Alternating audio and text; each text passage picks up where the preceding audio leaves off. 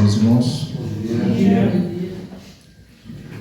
Como já sabe, vamos dar continuidade à Confissão de Fé Batista de 1689, Confissão de Fé Batista de Londres. Será o ponto 9, que diz: esse ofício de mediador entre Deus e os homens cabe exclusivamente a Cristo, que é profeta, sacerdote e rei da Igreja de Deus, e nem em parte, nem totalmente pode ser transferido de Cristo para qualquer outro. O nosso estudo de hoje, na Confissão de Fé, irá se fundamentar na mediação de Cristo pelos seus ofícios, que são profeta, rei e sacerdote. Nós vamos entender como esses ofícios eles são realizados na pessoa de Cristo e como eles são revelados nas Sagradas Escrituras. Como os irmãos bem sabem, no culto solene é feita a exposição de maneira bíblica e expositiva, né? Mas no estudo da EBD, ainda mais nas confissões de fé, é um estudo mais sistemático das Escrituras, né? No culto solene é uma pregação expositiva que vai trabalhar o texto de maneira mais exegética, na perícope ali que lida pelo pregador, e a teologia sistemática trabalhada na EBD, ela vai trazer uma harmonia do todo da Escritura, de uma teologia mais geral, trazendo como essa doutrina se harmoniza e como ela se entende, né? Então a confissão de fé, ela busca revelar de maneira mais completa e profunda o trabalho que é realizado em Cristo como mediador do seu povo. É o capítulo que nós estamos estudando, capítulo 8, Cristo como mediador, né? E recapitulando aqui, nesse entendimento, né, após a queda dos nossos primeiros pais, de Adão e de Eva, houve uma separação entre Deus e os homens, e por causa do pecado e da transgressão. Então se há uma necessidade de mediador. Então na narrativa bíblica nós vemos Deus levantando alguns homens, né, para fazer essa mediação, como profetas, outros como sacerdotes e outros como reis, né? Como profetas nós vemos assim como Moisés, a qual Deus usou como libertador do seu povo, como legislador da nação de Israel e profeta de Deus, a qual o próprio Deus falava face a face com ele, né? E todos os outros profetas que vêm, como Elias, Eliseu, né? Até os que possuem livros canônicos da Escritura, né? Tanto os profetas maiores como Isaías, Jeremias, Ezequiel, Daniel, quanto os profetas menores, né? Que são Oséias, Joel, Amós, Obadias, Jonas, Miqueias, Naum, Abacuque, Zofonias, Ageu, Zacarias e Malaquias, né? Trazendo um geral aqui dos profetas bíblicos. E Deus, por meio desse ofício profético dado a esses homens, fez mediação entre Deus e o seu povo, né? Sendo os tais oráculos de Deus e boca de Deus, pois todos esses pronunciavam assim diz o Senhor, né? E traziam a palavra de Deus. Eles diziam assim diz o Senhor. Deus vai abrir uma porta de emprego na sua vida. Espera isso, né? As 4 características que eles traziam quando eles diziam assim diz o Senhor: eles pregavam o arrependimento dos pecados, a obediência à lei de Deus, o juízo como consequência dos pecados e a esperança escatológica sobre aquele a qual viria e salvaria o povo dos seus pecados. Assim como os outros demais profetas também descritos nas Escrituras, pois essa era a natureza da profecia, né? E todos esses foram usados por Deus e tiveram seu registro na história da redenção. Porém, sabemos que todos esses eram pecadores, né? E de certo modo necessitavam de um outro mediador, de um outro profeta, né? A qual devia vir por eles. E Moisés, em Deuteronômio, ele aponta para um profeta que viria, a qual o seu povo deveria o seguir. E eu convido os irmãos a abrir em Deuteronômio 18:15. O Senhor teu Deus se levantará um profeta do meio de ti e de teus irmãos, como eu, a ele ouvireis. Os irmãos me perdoam, tá? Moisés, ele é o profeta e legislador da lei da antiga aliança, né? Então ele aponta para um profeta no futuro que haveria de vir e se levantar, qual todos eles deveriam ouvir. Assim como todos os demais profetas das Escrituras predisseram a mesma coisa e apontavam para esse profeta que viria. a qual esse ofício profético ele se cumpriu em Cristo Jesus, como relata até o apóstolo Pedro, no Novo Testamento, no livro de Atos, né, trazendo aqui uma revelação progressiva da profecia que emana de Moisés e do cumprimento a qual o apóstolo Pedro declara e relata em Atos capítulo 3, versículo 18 ao 24.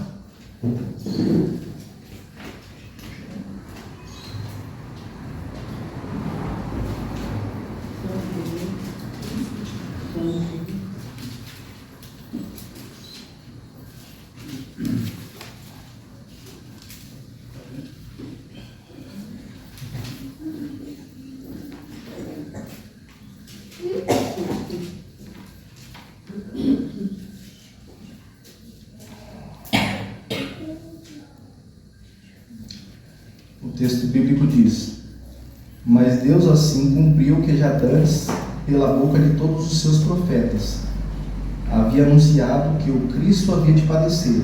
Arrependei-vos, pois, e convertei-vos, para que sejam apagados os vossos pecados, e para que venham assim os tempos do refrigério pela presença do Senhor. E envie ele a Jesus Cristo, que já dantes vos foi pregado, com o qual convém que o céu contenha até os tempos da restauração de tudo, dos quais Deus falou pela boca de todos os seus santos profetas desde o princípio. Porque Moisés disse aos pais: o Senhor vosso Deus levantará de entre vossos irmãos um profeta semelhante a mim. A ele ouvireis em tudo quanto vos fizer. E acontecerá que toda alma que não escutar esse profeta será exterminada dentre o povo. Sim, e todos os profetas, desde Samuel, todos quantos depois falaram, também predisseram esses dias. Os irmãos percebam os versículos 18, o versículo 21 e o versículo 24.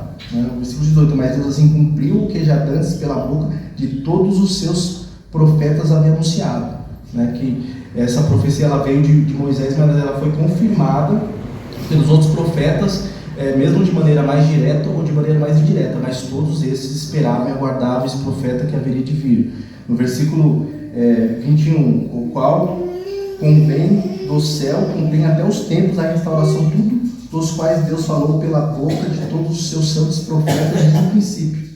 E o versículo 24: sim, e todos os profetas desde Samuel, todos quantos depois falaram, também predisseram esses dias. Então todos aguardavam esse sumo profeta que haveria de vir. E o apóstolo Pedro também registrou na sua primeira carta que o próprio Espírito de Cristo estava sobre esses profetas, a qual predisseram sobre a graça de Cristo que havia de se manifestar. Os irmãos podem abrir comigo a primeira carta do apóstolo Pedro, do capítulo 1, versículo 10 ao 11. 1 Pedro, capítulo 1, versículo 10 e 11.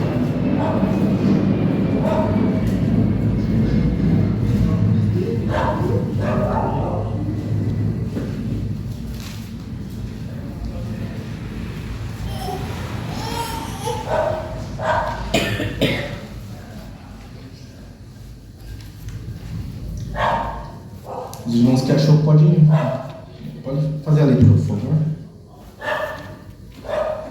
Da qual a salvação inquiriram e trataram diligentemente os profetas que profetizaram da graça que vos foi dada, indagando que tempo ou que ocasião de tempo o Espírito de Cristo que estava neles indicava anteriormente, testificando os sofrimentos que a Cristo havia de vir e a glória que se lhes havia de seguir.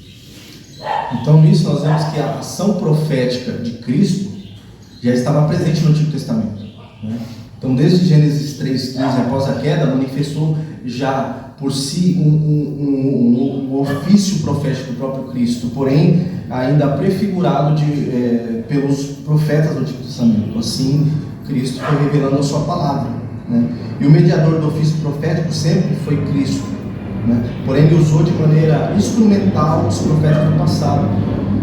Os irmãos, não sei se os irmãos lembram, uns domingos atrás, o pastor Henrique fez a exposição bíblica de 1 Pedro, capítulo 3, versículo 19, sobre o Cristo ter pregado nos dias de Noé, a qual antevia o dilúvio para aquela geração, a qual o próprio Cristo usou de maneira instrumental Noé a qual a própria Escritura vai dizer que ele foi o pregador da justiça, né? Então, havia essa instrumentalidade do ofício profético de Cristo mesmo no Antigo Testamento, né? E então, Jesus Cristo, na sua encarnação, ele manifesta, então, de fato, oficialmente e pessoalmente, o ministério profético de maneira clara. Até porque na encarnação, Cristo ele tem uma identificação agora com o homem, né? Então, ele de maneira oficial se revela nele esse ofício profético. Ele anuncia as boas novas do reino, o evangelho da salvação já predita desde o passado, revelando oficialmente que ele é o profeta esperado, a qual também ele pregou o arrependimento dos pecados, a obediência a Deus, o juízo como consequência dos pecados e a esperança escatológica, né? A qual se revela na sua encarnação e se completará no seu retorno em glória, né? Então, entendendo que os profetas do Novo Testamento, junto com os apóstolos, vieram trazer de maneira clara a revelação de Cristo, a qual estava oculta em outros tempos, então ela é revelada de maneira clara no Novo Testamento, né? Pelos apóstolos e profetas. Assim, a igreja neotestamentária, ela está edificada pelos ensinos de Cristo, não é? Pela palavra de Deus, o Logos, a qual revelou a vontade do Pai. Portanto, o ofício de Cristo é atuante na igreja, pois o próprio testemunho de Cristo é o espírito da profecia. Então, as profecias, tanto do Antigo Testamento como no Novo Testamento, carregam o espírito de Cristo. E isso os irmãos podem confirmar também em Apocalipse, capítulo 19, versículo 10. Apocalipse 19, versículo 10.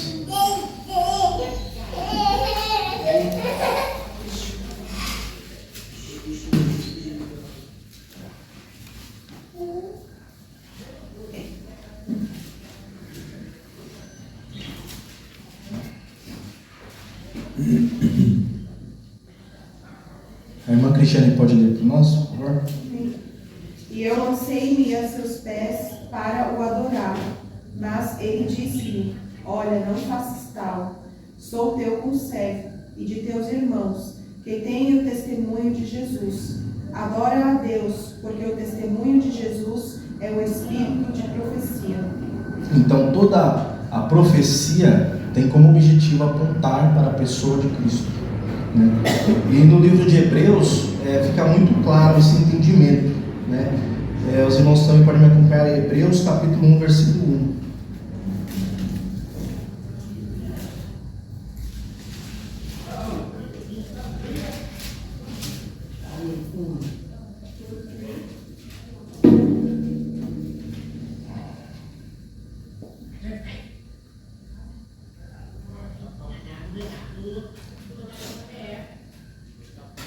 O versículo bíblico diz: havendo Deus antigamente falado muitas vezes e de muitas maneiras aos pais pelos profetas, a nós falou nesses últimos dias pelo Filho, né?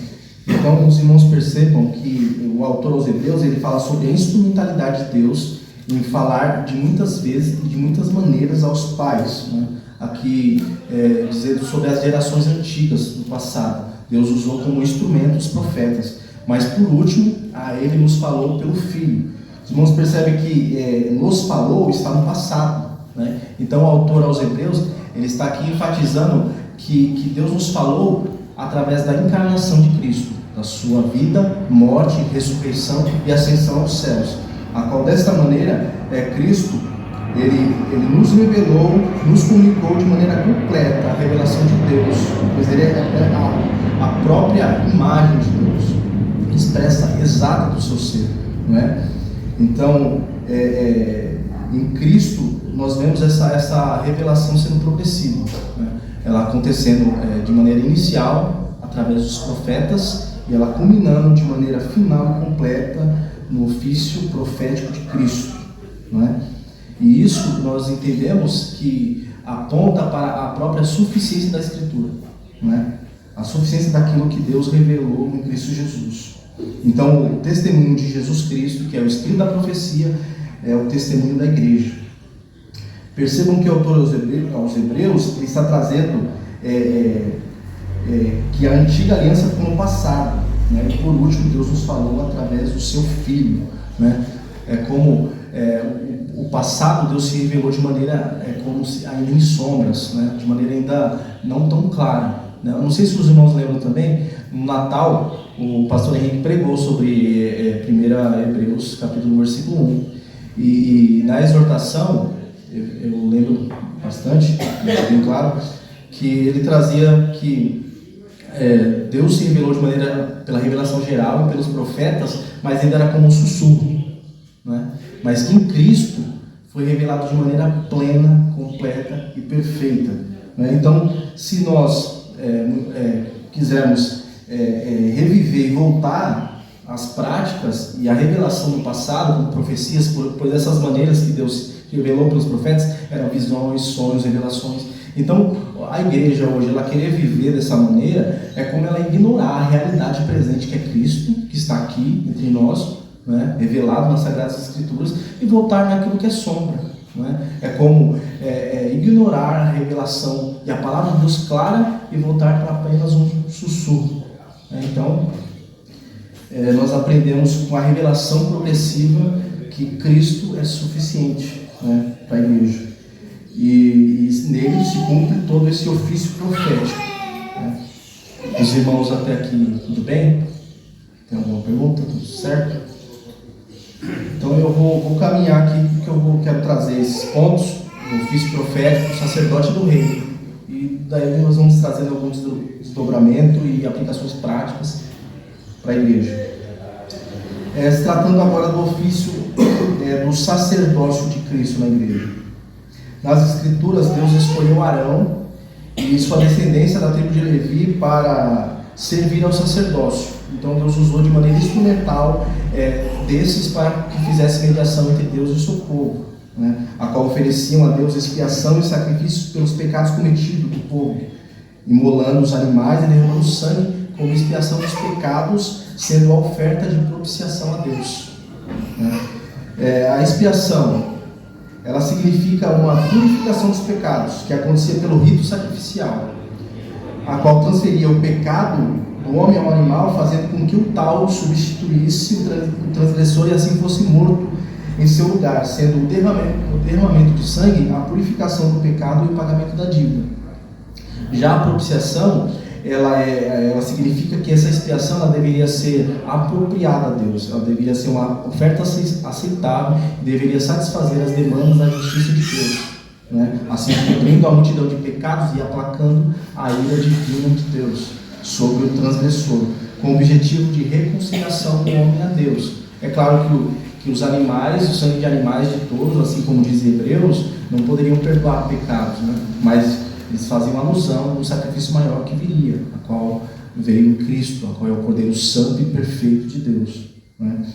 E a tribo de Levi ela foi escolhida como tribo sacerdotal de Deus, porém nós vemos no livro de Gênesis, no capítulo 14, uma passagem um pouco intrigante, né, que nós vamos entendendo mais depois da revelação progressiva, a qual acontece num tempo que não existia Israel e ainda não havia sido estipulado ou institucionalizado por Deus o sacerdócio, né, para a mediação. Nós vemos em Gênesis 14. Os irmãos podem acompanhar Gênesis 14, versículo 18.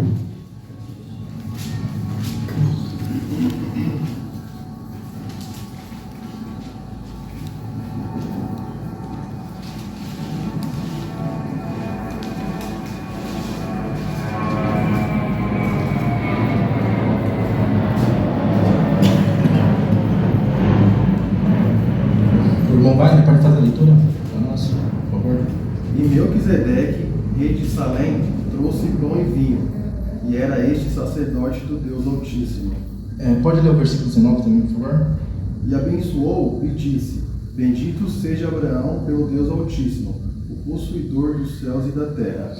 Essa passagem eu disse que era um pouco intrigante, pois antes que Deus havia estabelecido o sacerdócio pela tribo de Levi, que veio de Arão, já havia um sacerdote, a qual Abraão se dobrou diante dele, ofereceu seus dízimos, né, como a oferta, como agradável a Deus, a qual foram os despojos que ele veio das matanças dos reis, né, nos versículos anteriores.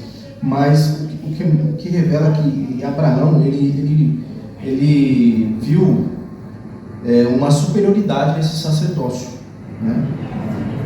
Em Melquisedeque, que ele é descrito o sacerdote do Deus Altíssimo. E o Novo Testamento, trazendo a revelação progressiva, no livro de Hebreus, o autor cita essa figura, se referindo que Melquisedeque era uma prefiguração e uma figura do próprio Cristo. Os irmãos podem abrir em Hebreus 7, capítulo 7, do versículo 1 ao 3.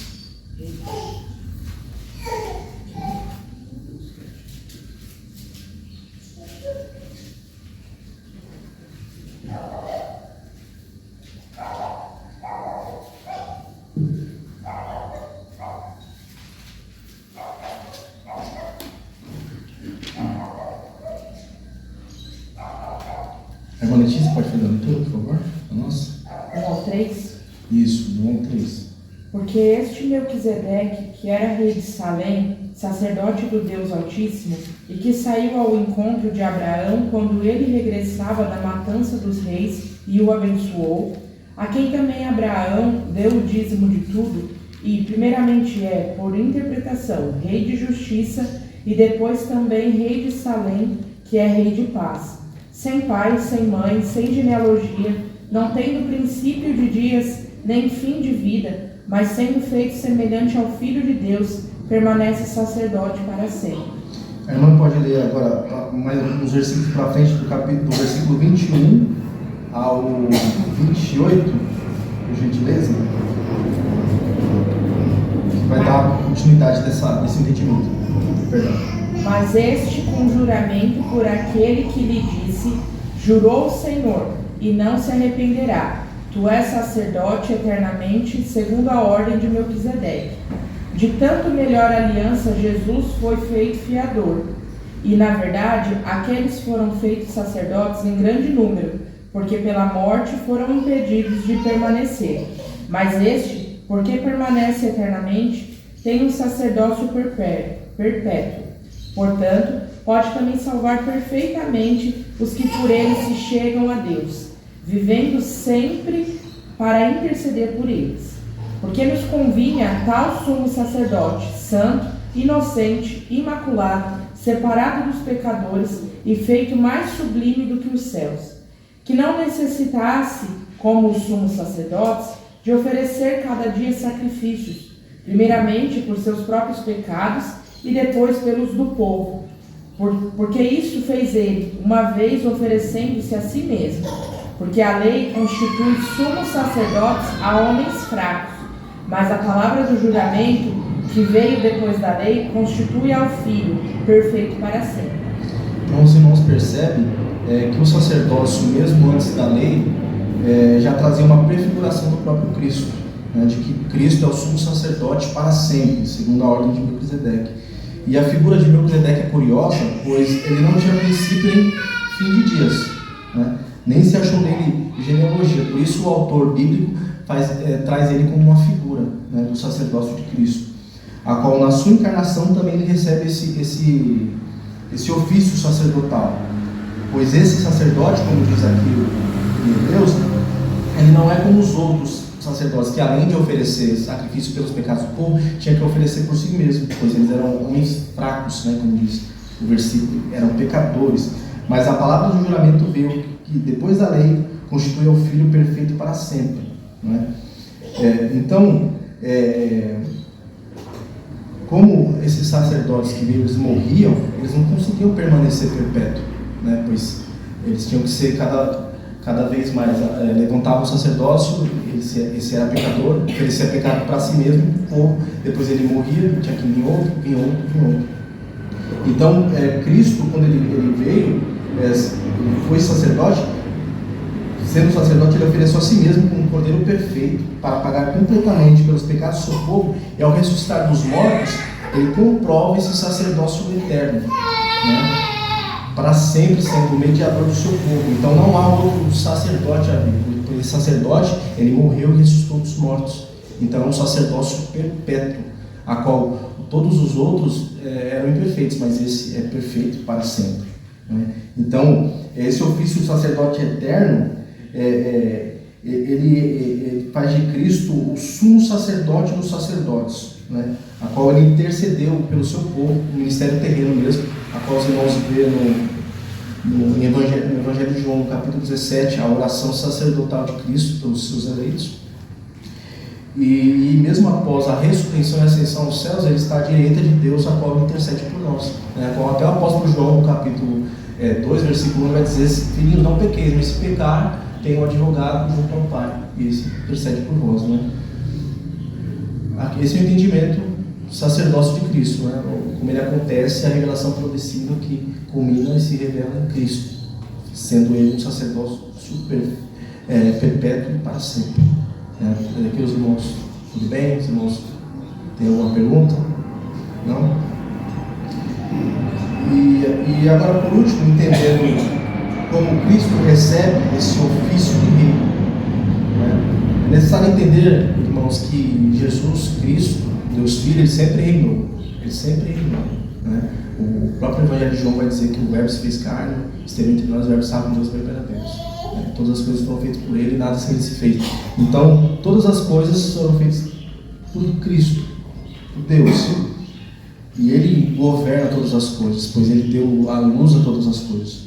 Porém, para entender como que acontece isso, esse reinado de Cristo, esse ofício que se revela na encarnação, nós entendemos que ao longo da história, né, na história humana, Deus ele estabeleceu reis ao seu povo como mediador, né? A começar de Saul, né, os reinos unificados, Saul, depois Davi e depois Salomão. E mesmo depois da divisão que houve entre a nação de Israel, onde teve a divisão do norte e a divisão do sul, Deus ainda continua estabelecendo reis nos dois polos, né? O polo norte, os que foram para o norte foram para o sul, né? E por mais que houve reis melhores que os outros, que nós vamos ver aqui reis que foram mais obedientes, outros menos, mas todos eram pecadores, né? Todos eram imperfeitos, eram fracos. Porém, no livro de Samuel, descreve uma profecia da descendência de Davi, de que a partir dele, o seu reino viria e esses estabeleceriam um reinado para sempre, né? Os irmãos podem abrir comigo em 2 Samuel, capítulo 7, versículo 12. 2 Samuel 7, versículo 12.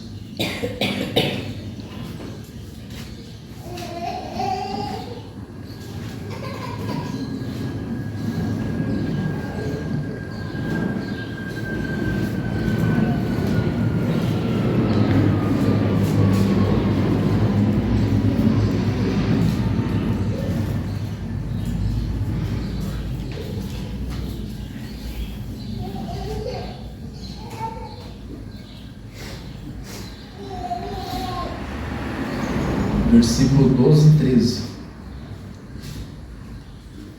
Diz assim: quando teus dias forem completos e vieres a dormir com os teus pais, aqui o profeta está falando com Davi, né? Então farei levantar depois de ti um dentre a tua descendência, o qual sairá das tuas entranhas, e estabelecerei o seu reino. Esse edificará uma casa ao meu nome, e confirmarei o trono do seu reino para sempre, né?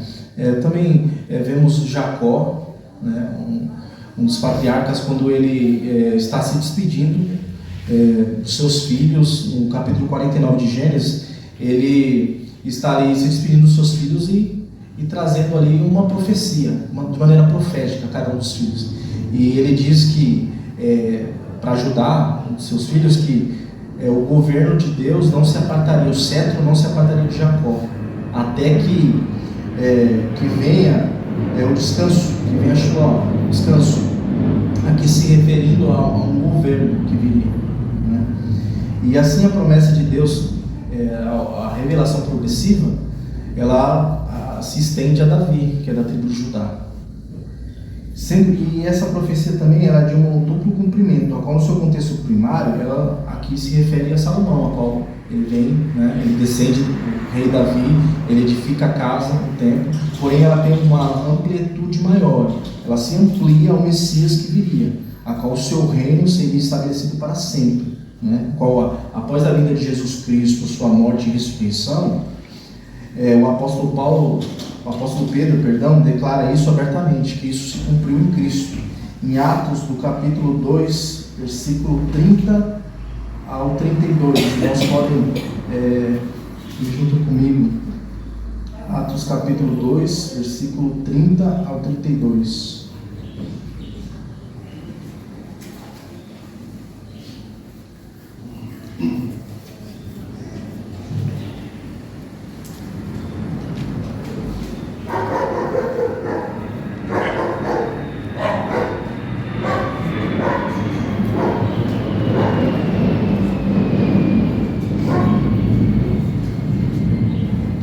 Quem achou pode ler para nós, por favor?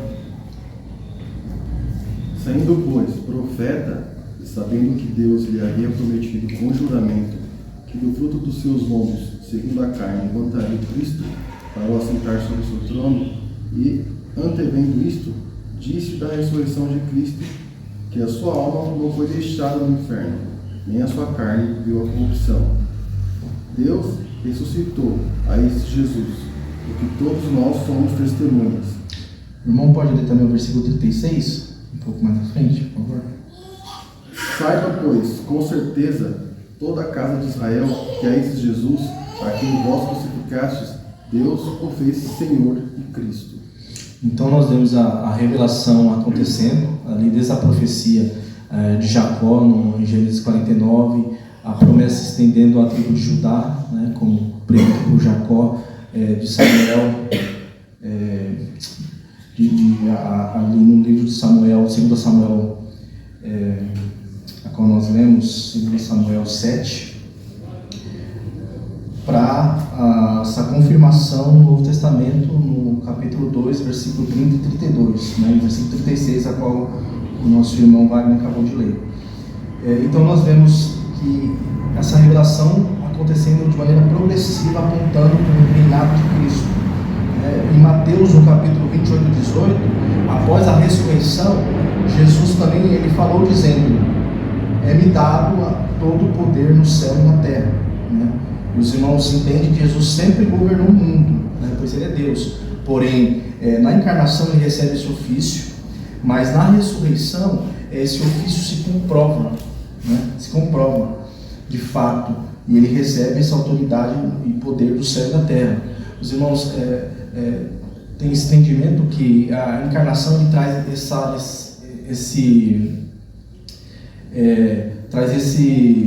essa aproximação, essa identificação como homem, Deus homem. Então, na encarnação ele recebe esse ofício, para ser o perfeito mediador. Então, todos os outros reinos antes foram destruídos, esses reis eles morreram, os reinos foram dizimados, levantou-se outros reinos, esses falharam. Porém, esse rei que é Cristo, ele venceu o pecado, a morte, ressuscitou, ascendeu aos céus, está ao lado do Pai, tendo um ofício de rei eterno e um reino inabalável. E Jesus Cristo, ao ressuscitar dos mortos, ele torna esse reino acessível ao seu povo, passando a governar de maneira soberana. Todos os que creem, então, fazem parte deste reino. Esse reino, a princípio, ele é um reino, uma esfera mais espiritual. Porém, há desdobramentos futuros e escatológicos, pois esse reino dos céus, ele será manifestado na terra, de maneira literal, a qual Deus também cumprirá as suas promessas, a qual havia predito pelos profetas do passado, a qual trará nesse reino justiça, domínio e governo, a qual Cristo, que é o segundo Adão, ele governará no trono de Davi de modo a qual o primeiro Adão não conseguiu. Ele será como um vice-regente, Deus homem, sendo ele um governador perfeito, justo e santo, a qual regerá as ações com vara de ferro. E em Apocalipse 20, versículo 6, nós vemos essa referência desse reino milenar acontecendo na terra mesmo, literalmente, a qual Deus está cumprindo suas promessas. E sendo rei, senhor de tudo, ele também julgará o mundo, sentado no trono branco, como também descrito em Apocalipse 20, versículo 11 ao 15, a qual revela ali que haverá grandes e pequenos, né? O mar dará seus mortos, o inferno dará seus mortos, e todos estarão diante de Cristo, a qual ele julgará cada um segundo as suas obras, e aquele que não for achado no livro da vida, esse será lançado no lago de fogo, com a qual é a segunda morte. Então esse rei irá julgar o mundo, né? Todo mundo. E Cristo, como profeta, a igreja tem ele como fundamento os seus ensinos e a proclamação da sua mensagem, né? Assim, esses 3 ofícios, profeta, sacerdote e rei, eles cumprem de maneira completa em Cristo, né? Então, como profeta, a igreja tem seus ensinos como fundamento e a sua mensagem como uma proclamação da verdade.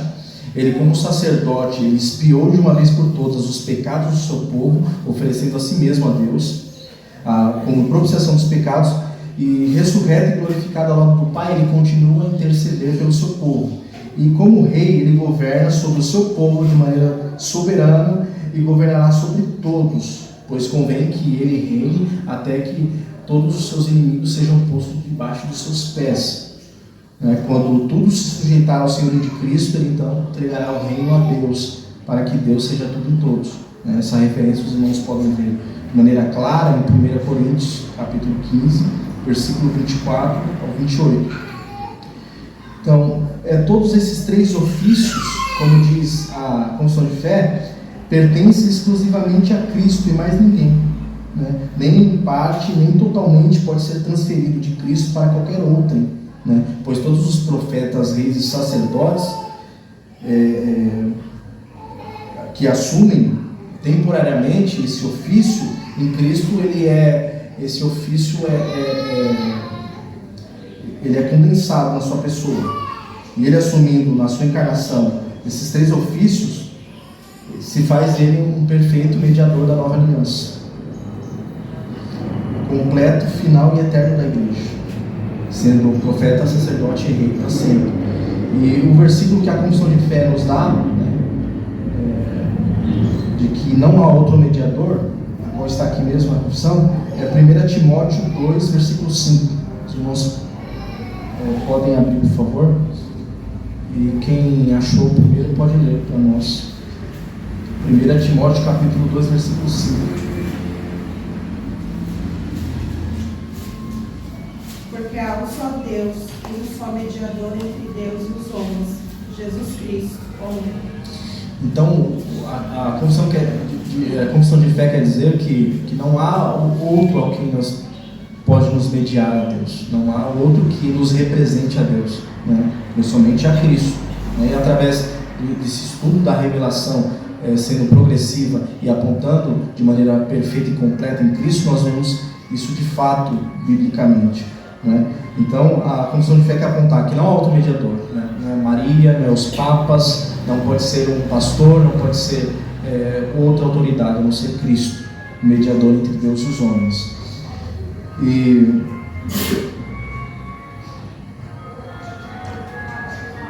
nós sabemos que Jesus carrega esses 3 ofícios, entendendo que ele é o único capaz de ser mediador, né? Logo, não precisamos de nenhum outro homem, nenhum outro profeta, sacerdote ou rei para nos conduzir a Deus, ou nos comunicar a Deus, pois a nossa mediação é perfeitamente sustentada em Cristo Jesus.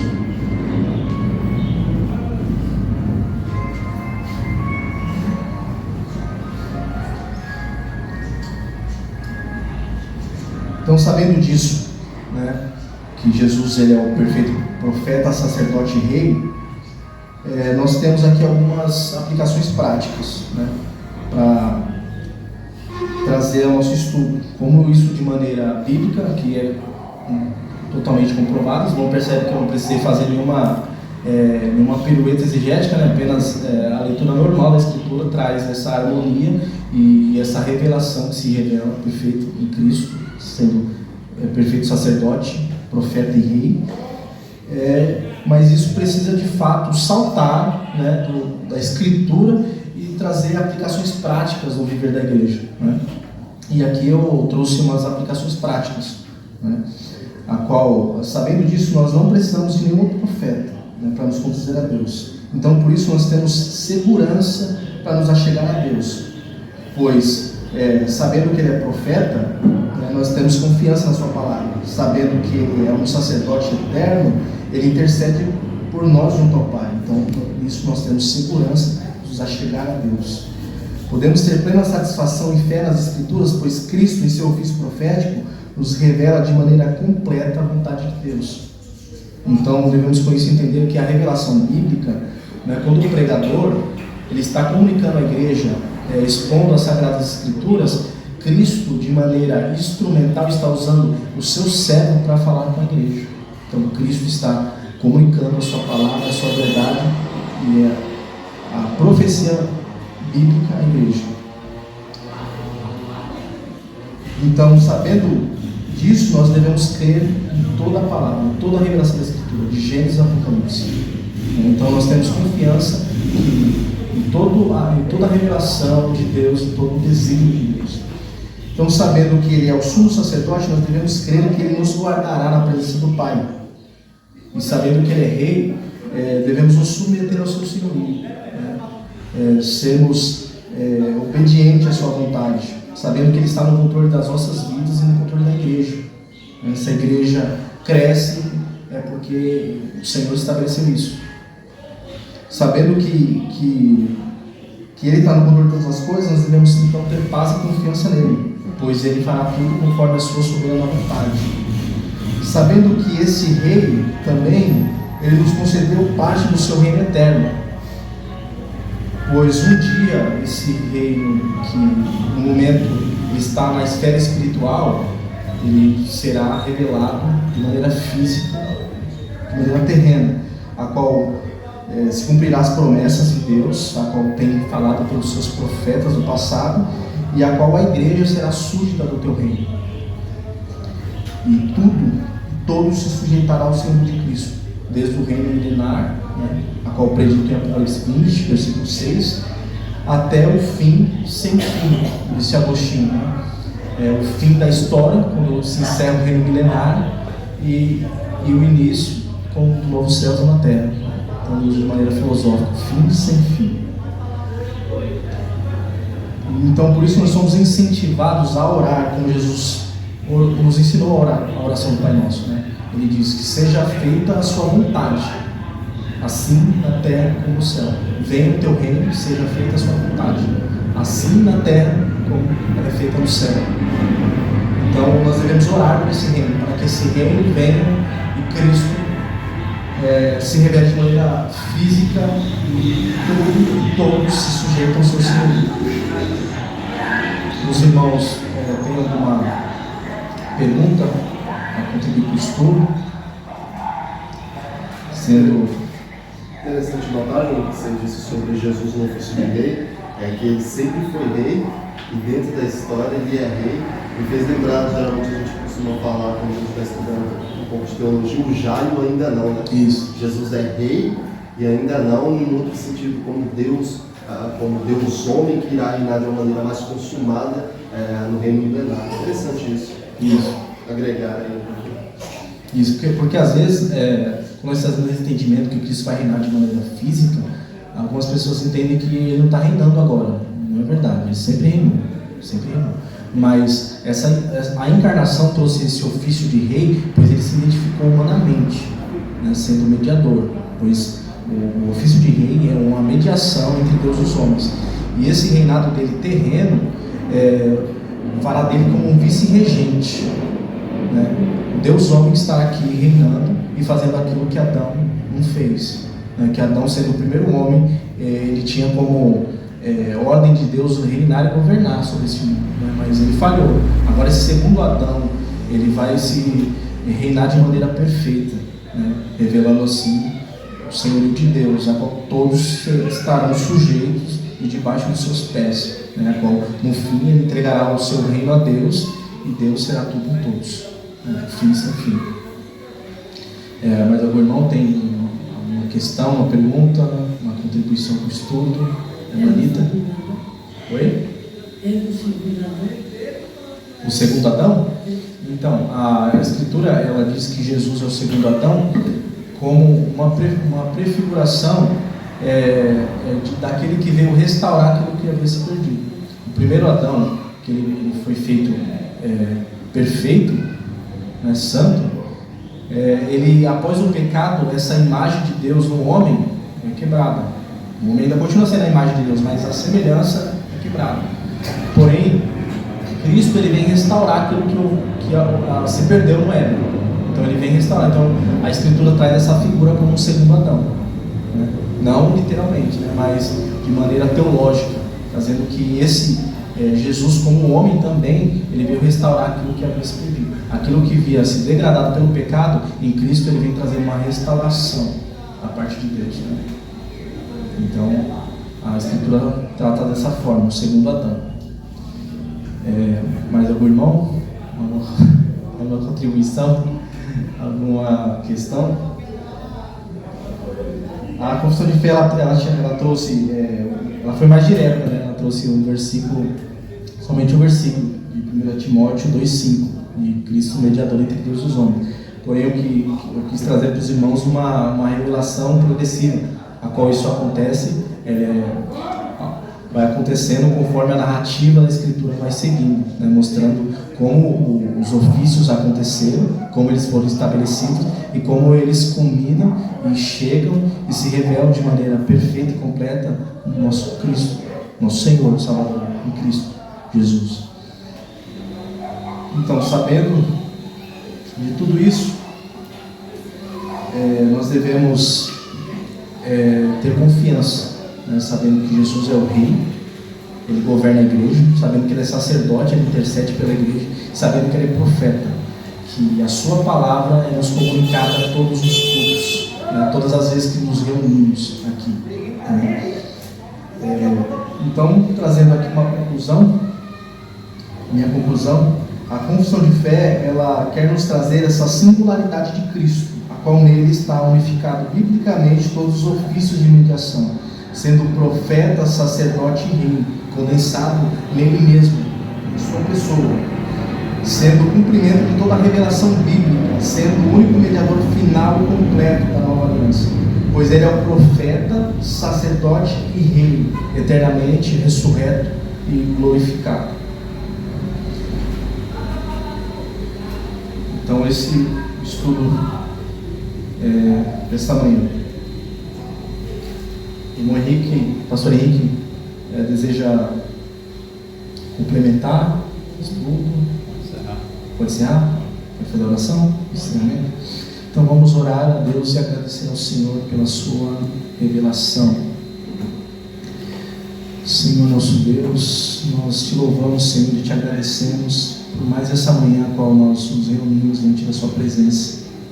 Nós nos gloriamos em Cristo, pois nós aprendemos essa manhã o quão o Senhor foi maravilhoso conosco, pois todos nós éramos fracos, éramos pecadores. Todos os reis, sacerdotes e profetas que foram estabelecidos mesmo pelo Senhor, por causa do nosso pecado, não era suficiente. Mas o Senhor revelou o seu Filho Santo e perfeito, de maneira prefigurada no Antigo Testamento, mas que aos poucos foi revelando a sua promessa, a sua palavra, a sua salvação, a qual em Cristo nós vemos o perfeito profeta, a qual nele nós entendemos a sua palavra, a sua completude, o seu amor para conosco, o seu plano glorioso sobre nós, sobre a nossa salvação, sobre a nossa redenção. Nós te agradecemos, pois o Senhor tem nos dado o seu Filho, o único unigênito, tem nos amado de tal maneira, tem dado o seu Filho unigênito. E esse Filho unigênito, ele é profeta, ele é rei, ele é sacerdote. Ele nos comunicou de maneira perfeita a sua palavra, ele nos mediou ao Senhor, pois sem Cristo nós nunca poderíamos chegar a Ti. É no nome dele que nós nos reunimos essa manhã, é no nome dele que nós oramos ao Senhor, é no nome dele que nós ofertamos a Ti ofertas de louvor que provém dos lábios que confessam o Seu nome. É sobre ele que há este reinado sobre a igreja, a qual nós nos submetemos ao seu senhorio, sabendo que ele é Deus. Nós nos gloriamos, Senhor, o seu Filho em Cristo. Te agradecemos, pois o Senhor tem nos enviado o seu Filho amado, para que todo que nele crê não pereça, mas tenha vida eterna.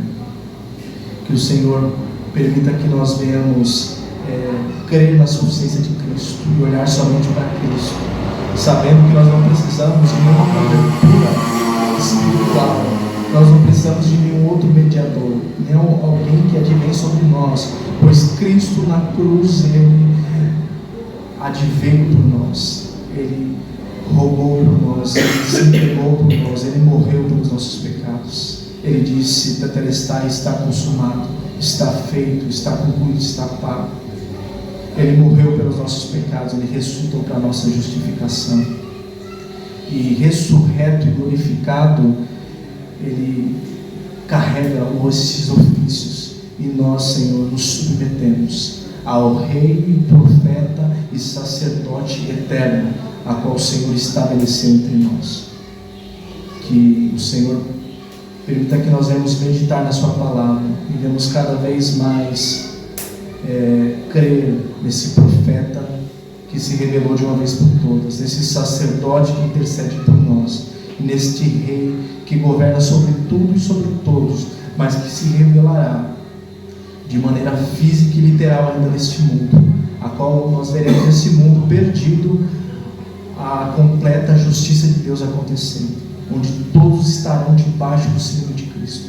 Nós possamos orar como o Senhor tem nos ensinado a orar, que venha o teu reino e seja feita a sua vontade, assim na terra como ela é feita no céu. Por isso nós te oramos e te agradecemos, no nome do Senhor Jesus Cristo. Amém.